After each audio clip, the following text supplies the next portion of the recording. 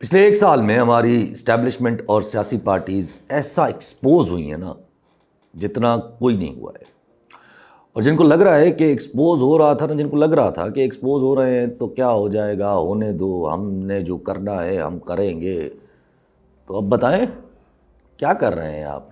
मैंने आपसे बोला था कि सब एज पे खड़े हैं, और अब वो नजम सेठी साहब जैसे लोग भी यही कह रहे हैं कि सब डेड एंड पे आ चुके हैं। हमारी कोई सुनता नहीं है। अब इसके आगे क्या, मतलब कुछ नहीं है सिवाय इमरान खान साहब के पास। उनके पास फिर भी है कुछ करने को, बिकॉज वो अभी भी जेल में। हाँ, अगर वो बाहर आ जाते हैं, थोड़ा टाइम डिले होता है तो मसला उनके लिए भी होगा, लेकिन और जब वो जेल में हैं, जाहिर है, और जब दुनिया के हालात भी उनको ही फेवर कर रहे हैं या उनके फेवर में ही जा रहे हैं, तो आप क्या कर सकते हैं सर।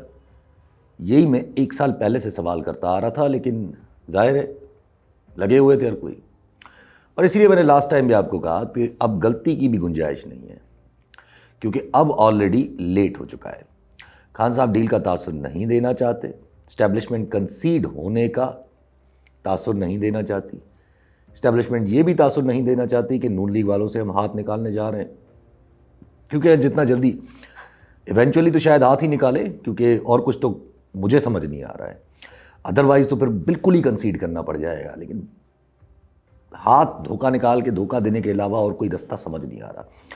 लेकिन ठीक है, तासुर नहीं देना चाह रहे अभी तक, क्योंकि ज़ाहिर है अगर अभी से तासुर दे दिया तो केओस विल एक्सपेंड फजूल का। उसको पहले थोड़ा ठंडा तो करें, पहले शायद कोई डील बन जाए खान साहब के साथ। लेकिन जहाँ सियासत होती है सर, वहाँ प्लान्स कभी भी कंक्रीट नहीं होते, उनमें कोई ना कोई मसला हो ही जाता है। ये बात तो अब सबके सामने आया हो गई है ना कि ट्रंप का डर था, ये टॉक्स इसलिए इनिशिएट हुए और अब तक यहीं पहुँचे हैं, और हम इस चीज़ का हल भी इसीलिए ही करना चाहते हैं क्योंकि हमें पता है कि भाई पैगाम तो ऑलरेडी आ चुका है, ऐसा ना हो कि वो पैगाम किसी और चीज़ में कन्वर्ट हो जाए। वरना हमें क्या पड़ी है कि जो थोड़ा बहुत डिले हो रहा है ना, वो भी शायद इसी वजह से कर रहे हैं कि डर तो है, लेकिन वो कितना सही डर है ये देखना है बस। मेरा ख्याल है कि ये डर सही है और इस्टेब्लिशमेंट को ये बात पता है। ये मैं नहीं मानता हूँ कि इस्टेब्लिशमेंट कुछ और सोच रही होगी इस वक्त, ये मैं नहीं मानता हूँ। इसलिए देखें, बात ये अब फैक्ट हो गई है कि पीटीआई के साथ डायरेक्ट टॉक्स राब्ते बहाल हो गए, और ये अब हम नहीं, नून लीग वाले खुद कह रहे हैं। इरफान सिद्दीकी साहब कहते हैं कि जब एक साल से पीटीआई के लिए वो दरवाज़ा बंद था और अब जब वो दरवाज़ा खुल गया है, और जब पीटीआई वाले ये कह रहे हैं कि खुशाइन है मुलाकात between the army chief and barrister Gauhar, तो फिर हम गवर्नमेंट से बात करने की क्या ज़रूरत है, क्योंकि दो दरवाज़ों से तो बात नहीं हो सकती। और बकौल सेनेटर इरफान सिद्दीकी साहब के कि उनको पता है, उनको डिटेल में पता है कि बैरिस्टर गौहर और आर्मी चीफ की मुलाकात में क्या हुआ है और क्या क्या बातें हुई हैं, और इसी चीज़ को वो बेस बना के कह रहे हैं कि हमसे क्यों बात कर रहे हैं। So you get the idea now. अब इस स्टेटमेंट का तो सीधा मतलब यही नज़र आ रहा है ना कि गवर्नमेंट टॉक्स को टॉक से बैक ट्रैक कर रही है, पीछे जा रही है, या टॉक्स में खलल डालने की कोशिश कर रही है। जो कि बैरिस्टर सैफ ने आज कहा कि भाई नवाज शरीफ कैंप में परेशानी बढ़ गई है और आर्मी चीफ और पीटीआई की मुलाकात पे टेंशन्स बढ़ गए हैं, और इस मुलाकात को बैरिस्टर सैफ के बकौल, इस मुलाकात को पीटीआई वालों के बकौल के इस मुलाकात को सियासी रंग नहीं देना चाहिए। सोचें, पीटीआई कह रही है कि मुलाकात को सियासी रंग ना दो। अव्वल तो मुझे कोई ये समझाए कि ये सियासी रंग तो गवर्नमेंट ने बेचारी ने अभी दिया है। पहले तो ये बात आउट ही इमरान खान साहब ने खुद की है, मतलब उन्होंने खुद की है आउट। उससे पहले तो वो बैरिस्टर गौहर मान ही नहीं रहे थे। ऊपर से ये बातें कि बैकडोर मुज़ाकरात और फ्रंट डोर मुज़ाकरात हो रहे हैं, मीनिंग ज़ाहिर है बैकडोर आर्मी के साथ, फ्रंट डोर गवर्नमेंट के साथ। तो ये बातें किसने की हैं? अब सीक्वेंस समझिएगा। पहले खान साहब ने ये बात आउट की कि खान खुद के आर्मी चीफ साहब से मुलाकात हुई है, खुद आउट की। और जिनको लग रहा है ना, मेरे शायद कोई कमेंट्स वगैरह आए हुए थे कि इनको लग रहा है ना कि खान साहब इस चीज़ से उनको मसला होना चाहिए, आर्मी चीफ की मुलाकात से उनको वेलकम नहीं करना चाहिए, तो वो जाके इनकलाब ले आए। सियासत ऐसे ही होती है हर जगह दुनिया में। ये सिर्फ पाकिस्तान में इस तरह नहीं है, हर जगह ऐसे ही होती है। अब क्या मतलब, क्या आपने क्या करना है, इनकलाब भी किस तरीके का लाएंगे तो फिर खूनी होता है सर, खूनी इनकलाब खूनी होता है, उसके अलावा कोई नहीं होता। सो मैं इसी चीज़ पे कायम हूँ कि इस मुलाकात से खान साहब को कोई इशू नहीं होगा, उल्टा वो इस मुलाकात को यूज़ कर रहे हैं for the benefit of his party. Let me explain. जो ट्वीट्स आ रही हैं वो तो ये बता रही हैं कि मसला अभी भी वहीं बरकरार है। इसका भी एक रीज़न है कि खान साहब से कहा जा रहा है कि यार ट्वीट्स को रोकें। खान साहब कह रहे हैं कि मैं क्यों रोकें ट्वीट्स को, वो तो खुद कह रहे हैं ना, वो तो अपने लफ्ज़ों से कह रहे हैं कि मीटिंग होना इज़ अ गुड थिंग। अब अगर ट्वीट्स ऐसी हो रही हैं तो खान साहब को जेल से निकालें तो वो ट्वीट्स को कंट्रोल करवा लेंगे। ऐसे क्यों करवा लें वो आपको जेल में बैठे बैठे ट्वीट्स को, आप उनको जेल से निकालें, वो आराम से जाकर सब चीज़ों को हैंडल कर लेंगे। मुझे तो हैरत होती है कि कहाँ लोग मिलिट्री ट्रायल की बातें कर रहे थे और कहाँ अब ट्वीट्स पे आकर बात रुकी है। और लोग कहते हैं कि इस्टेब्लिशमेंट पॉइंट ऑफ स्ट्रेंथ से बात कर रही है अभी भी। वो मुनीब साहब जो हैं, कौन सी पॉइंट ऑफ स्ट्रेंथ रह गई है भाई? आपके पास रह क्या गया है? सिर्फ इतना रह गया है कि अपने आप को मनवाएं किसी तरीके से और कहीं से खान साहब के साथ डील बनाएं। डील क्या कि फ्यूचर में क्या होना है, और कुछ टाइम दें खान साहब आपको ताकि इस्टेब्लिशमेंट कोई सेटिंग बना दें। अगर ये भी नहीं माने तो इवेंचुअली इससे भी पीछे हटना पड़ेगा। मैं तो यही मानता हूँ सर, नहीं हटे पीछे तो मजबूरी में कोई ना कोई एक्सीडेंट हो जाएगा फिर। लेकिन चले छोड़े इनकी भपकियों को, साल से इनकी भपकियाँ सुन रहे हैं, हो कुछ नहीं रहा है। अभी तक क्या क्या नहीं किया है, कितना जुल्म हो चुका है, कितना तशद्दुद हो चुका है लोगों पे। एक अजीब जहालत और फिरौनियत चल रही थी, जो कुछ बोले उसको उठा लो, जो कुछ कहे उसको अंदर कर दो, उस पर तशद्दुद कर दो, मिसिंग कर दो, ये सब होता रहा। मिलिट्री ट्रायल्स कर लिए, लोगों को सज़ा दे दी, कुछ नहीं हुआ। मतलब आप देखें क्या क्या नहीं किया गया है इस पिछले एक साल में। और लोग अभी भी सिर्फ बुग़्ज़ इमरान में, सिर्फ बुग़्ज़ इमरान में ये सब कुछ एक्सेप्ट किए बैठे हैं। और जो बोल रहे हैं उनको बोल रहे हैं कि भाई आप तो पार्टी के वर्कर हो। अंधे हैं आप लोग sir, only because they don't want Imran Khan in power. बस ये इमरान खान से दूर बुग़्ज़ है तो बस उस वजह से। एक वो 190 मिलियन पाउंड का केस लटकाया रखा हुआ था कि कहीं शायद खान साहब डील में मान जाएं, वो नहीं माने, अब सज़ा दे दी। वो तो मैं कल बुशरा बीबी साहिबा को दोबारा अंदर कर दिया, खान साहब को 14 साल की सज़ा दे दी। मैंने तो लास्ट टाइम भी बोला था कि ये सज़ा आएगी क्योंकि इस सज़ा में कुछ नहीं होना है। आपका केस ही कुछ नहीं है सर। मुझे एक बात बताएं, ये पैसे 190 मिलियन पाउंड किस मद में आए थे? ये इस मद में, देखिए गलत आए सही आए वो तो केस बनता ही नहीं ना, क्योंकि केस ने इस चीज़ को तो डिस्कस ही नहीं किया है कि ये पैसे अलकादिर ट्रस्ट यूनिवर्सिटी, उसके लिए कोई ज़मीन दी गई, करप्शन हुई, उसको तो डिस्कस ही नहीं किया। ये प्रोसीजरल वैल्यू पे उनको डिस्कस किया गया है, वो भी कैबिनेट के डिसीजन पे। तो नैब अपने नए कानून के तहत कैबिनेट के फैसलों को कैसे देख सकती है? ये तो आपके खुद पीडीएम वालों ने बनाया है। मैं इसलिए तो मैं टेक्निकलिटीज़ पे जाता ही नहीं हूँ, टेक्निकलिटीज़ में इस केस में है ही नहीं। बाकी एक सिंपल सवाल है मेरा इसमें, इस पूरे केस में। आज मैं अता तारड़ साहब को सुन रहा था, वो कह रहे थे कि भाई ये 190 मिलियन पाउंड जो है ना, ये अब मुल्क के लिए इस्तेमाल होंगे। क्यों भाई मुल्क के लिए इस्तेमाल होंगे? ये पैसे किस चीज़ के हैं? ये पैसे हैं मलिक रियाज साहब ने किस मद में जो है वो रखवाए थे, वो इस मद में रखवाए थे। जो फ़ायदा दिया गया था उनको, वो इस मद का फ़ायदा दिया गया था कि ये पैसे सिंध गवर्नमेंट के या सिंध सूबे के पास आने थे। वजह क्या थी? क्योंकि ये पैसे घपले जो किए गए थे एमडीए और इस जो बैरिया टाउन कराची में बना हुआ है, इसमें जो घपले किए गए थे, तो सुप्रीम कोर्ट ने उनके ऊपर फ़ाइन डाली थी, मलिक रियाज के ऊपर। उस फ़ाइन के मद में ये पैसे दिए गए थे। ज़ाहिर ये गलत बात थी, अव्वल तो यही गलत बात थी, क्योंकि करप्शन के पैसे हैं वो पाकिस्तान मुल्क के पास आने चाहिए, तो उनको ये फिर सुप्रीम कोर्ट की तरफ कैसे चले गए? अव्वल ज़ाहिर टेक्निकल एरर थे, तो बता देना सर। किसी दिन इमरान खान साहब बाहर आकर बताएंगे आपको कि ये किसने खत दिया था, कैसे हुआ था, ये डील ब्रोकर किसने की थी, मलिक रियाज साहब के जरदारी साहब के साथ क्या कनेक्शन है, ये डील में उनका क्या ताल्लुक है, ये सब बातें बाहर आएंगी आहिस्ता आहिस्ता। अभी तो चले, इसलिए टेक्निकलिटीज़ और मेरिट पे इस केस पे जाने की ज़रूरत ही नहीं है। तो अब जब सारे दरवाजे बंद थे, मतलब ये सज़ा भी दे दी, तो ज़ाहिर है अब यही रह गया है कि बात ऐसी हो जो मैंने 3-4 वीडियो में आपसे कहा था, ये बात मैं इसमें इसीलिए पहुंचा हूँ बाकायदा एनालिसिस करता हुआ कि भाई अब यही होगा कि डील ऐसी हो कि वो महसूस भी ना हो और डील ऐसी हो कि जिसका तासुर भी ना जाए। ना इस्टेब्लिशमेंट कंसीड करने का महसूस हो तो जाएगा, हम जैसे अभी तक बैठे हुए हैं हो जाएगा, बता देंगे हम खैर, तो उस पंजे मंजर में अब गवर्नमेंट को भी समझ आ गया है कि भाई कुछ ऐसा ही होने जा रहा है, हमारे साथ हाथ ही होगा इवेंचुअली। खैर, एक तरफ देखें ना, एक तरफ अपना ख्वाजा आसिफ साहब कहते हैं कि इमरान खान साहब कुछ और करने जा रहे हैं और आप देख लीजिएगा वो क्या करते हैं। इधर से इरफान सिद्दीकी साहब कहते हैं कि जब बात वहीं हो रही है तो हमसे बात करने की क्या ज़रूरत है। लेकिन क्यों, गवर्नमेंट को तो ज़ाहिर है यही, गवर्नमेंट का ये बोलना क्यों ज़रूरी है, like why are they repeating, क्योंकि इससे मैं आपको समझा रहा हूँ, इससे ना सिर्फ पीटीआई इस्टेब्लिशमेंट को भी मसला जाएगा। क्योंकि जब इस्टेब्लिशमेंट ने इतना बड़ा पैगाम थ्रू अंसार अब्बासी साहब के भिजवा दिया था जंग अखबार में कल शायद, कि पीटीआई से जो टॉक्स है या टॉक्स जो हुए हैं या जो मीटिंग हुई है, इसका हरगिज़ ये मतलब ना लिया जाए कि चेंज ऑफ गवर्नमेंट की बातें होंगी।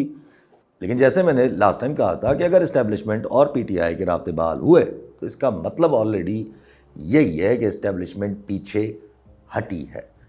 क्योंकि देखिए, बात उनकी तरफ से रुकी हुई थी, चौड़ा कौन बन रहा था, तो सवाल ये होना चाहिए। खैर, इसका मतलब अगर जाके 1-on-1 मुलाकातें हो रही हैं तो फिर तो ये क्लियर है ना कि आप कंसीड करने के मूड में। तो अब अगर गवर्नमेंट को इस्टेब्लिशमेंट कितने भी दिलासे दे दे कि भाई नहीं टेंशन नहीं लो, अंसार अब्बासी साहब के थ्रू ये वो, गवर्नमेंट को पता है कि उसका कोई फ़ायदा नहीं है। इसलिए मैंने लास्ट टाइम भी कहा था कि गवर्नमेंट के पास दो ही ऑप्शन है, एंटी इस्टेब्लिशमेंट हो जाए या बिल्कुल छुपे रहें इस्टेब्लिशमेंट के पीछे। अब यहाँ थोड़ा फड्डा होगा नून लीग के अंदर, आप देखिएगा। ये इरफान सिद्दीकी साहब वाली बात सुन के मुझे तो यही लग रहा है ना कि गवर्नमेंट एंटी इस्टेब्लिशमेंट नैरेटिव लेने का सोच रही है। इसलिए ये कहा गया कि हमसे बात ना करें जब दरवाज़ा वहाँ खुल गया है।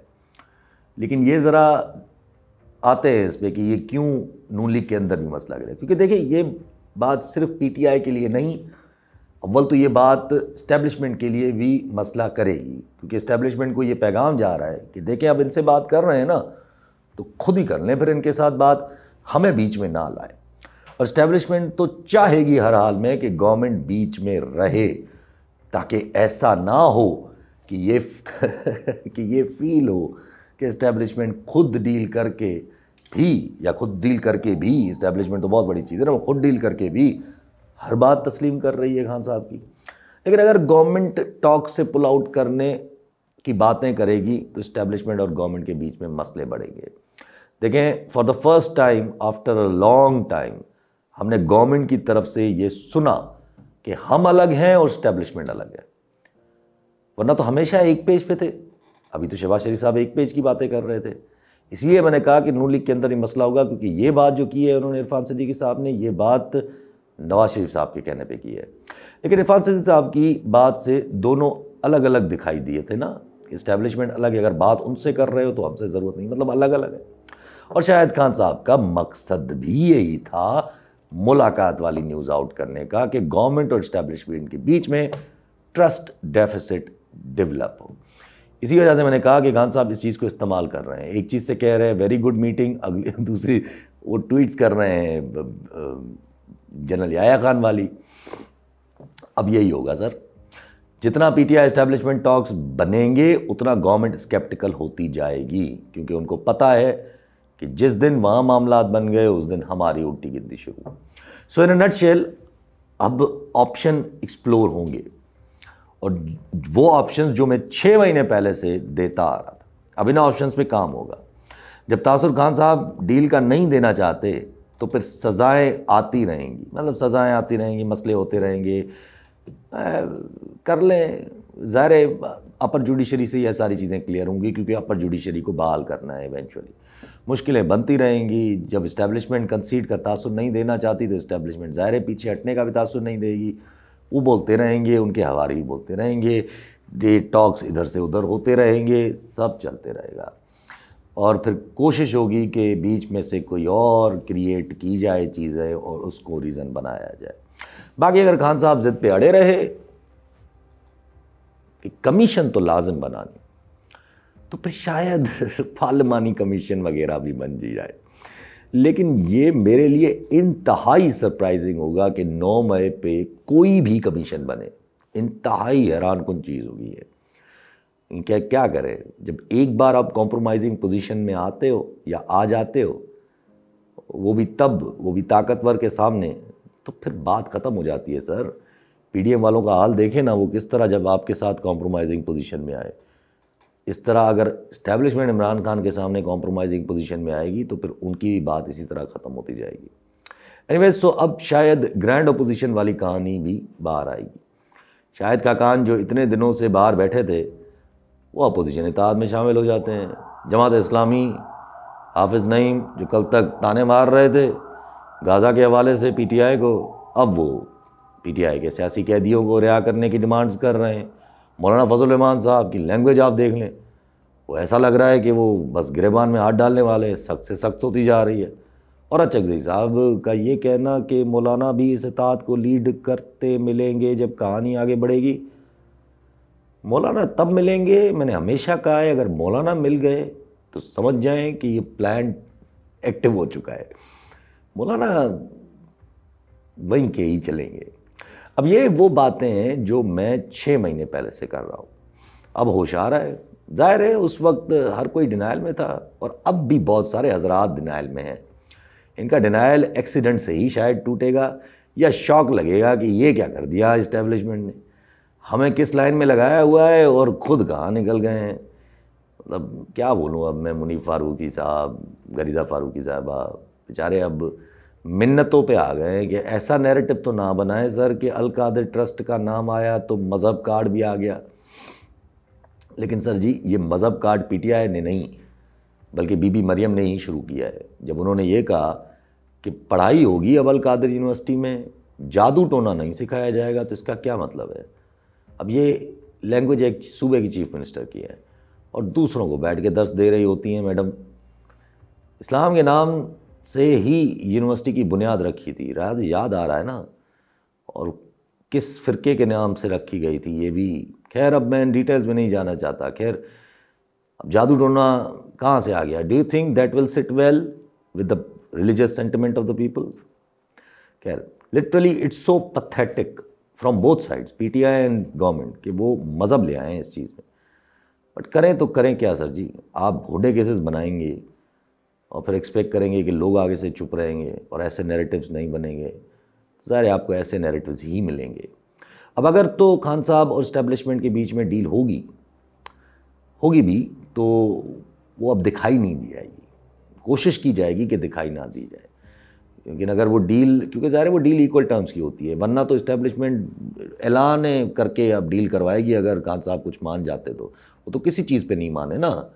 मैंने हमेशा कहा कि वो अगर बाहर नहीं जा रहे ना सर, सिर्फ मुल्क से बाहर नहीं जा रहे, बाकी आप कुछ भी कर लें उससे कोई फ़र्क नहीं पड़ता, सिर्फ मुल्क से बाहर नहीं जाना।